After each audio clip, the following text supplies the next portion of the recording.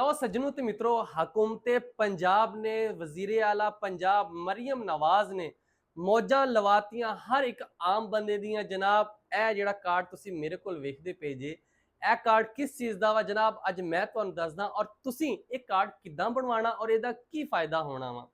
ਇਹ ਜਨਾਬ ਉਹ ਕਾਰਡ ਵਾ ਜਿਹਦੇ ਤੇ ਮਰੀਮ ਨਵਾਜ਼ ਨੇ ਜਨਾਬ ਹਰ ਪੰਜਾਬ ਦੇ ਵਿੱਚ ਰਹਿਣ ਵਾਲਿਆਂ ਨੂੰ ਆਸਾਨ ਕਾਰੋਬਾਰ ਕਰਨ ਵਾਸਤੇ 10 ਲੱਖ ਰੁਪਇਆ ਦੇਣਾ ਵਾ। ਤੇ ਜਨਾਬ 10 ਲੱਖ ਰੁਪਇਆ ਦੇਣਾ ਵਾ ਔਰ ਕੋਈ ਇਹਦੀ ਸੂਦ ਨਹੀਂ ਹੋਣੀ, 1 ਰੁਪਇਆ ਵੀ ਤੁਹਾਡੇ ਕੋਲ ਵੱਧ ਨਹੀਂ ਲੈਣਾ।